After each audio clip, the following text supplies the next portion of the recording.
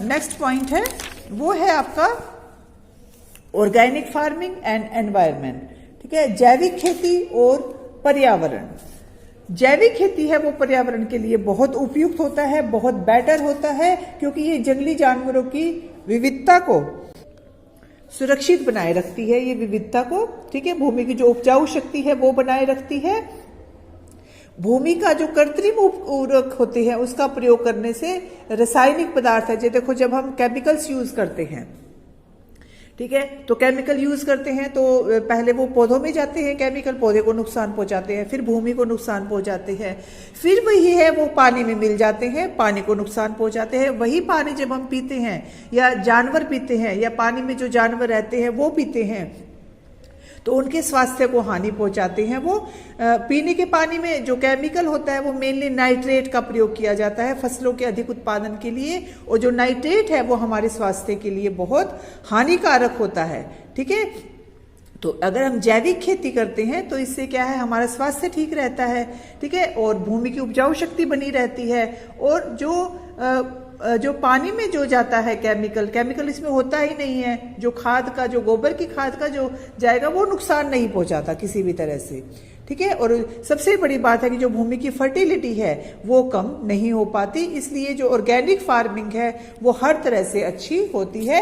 जैविक खेती में सकारात्मक पर्यावरण संबंधी सभी पहलुओं में कम उर्वरकों का प्रयोग किया जाता है, लेकिन इसका एक नुकसान है बस कि जैसे मान लो कीटनाशक हम डाल देते हैं ताकि फसल खराब ना हो, तो ऑर्गेनिक फार्मिंग में कीटनाशकों का प्रयोग नहीं किया जाता, इससे कई बार है वो फसल खराब हो जाती है।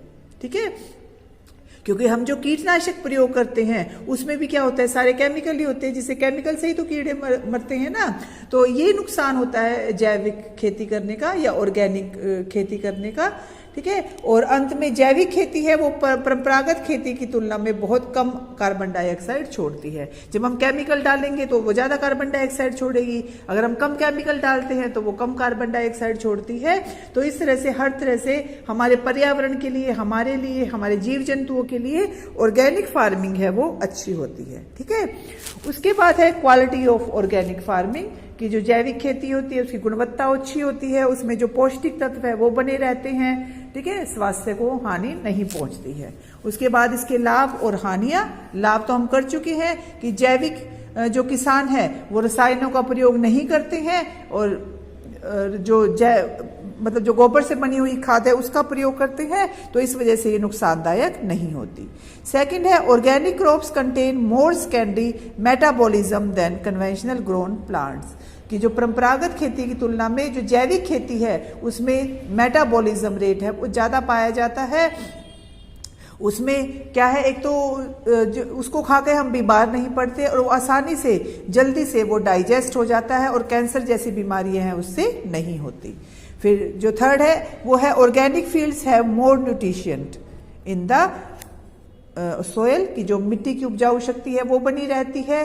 ठीक है, अधिक जैविक सक्रियता और अधिक जैव विविधता पाई जाती है। ठीक है, खेतों में जो लाभदायक जीव होते हैं वो पाए जाते हैं। ठीक है, और 6 वर्षीय अध्ययन के परिणाम है वो ये बताते हैं कि रासायनिक कीटनाशकों तथा उर्वरकों का प्रयोग उन्होंने नहीं किया तो अधिक मीठे और अधिक लाभ की प्राप्ति हुई है।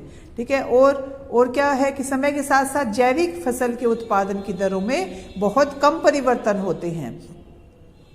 उत्पादन है वो सेम सा ही रहता है। ठीक है, और लेकिन उसमें अगर रासायनिक खाद है तो उसमें तो अगर हम ज्यादा खाद डाल लेंगे तो ज्यादा प्रोडक्शन होगा, इसमें सेम रहता है।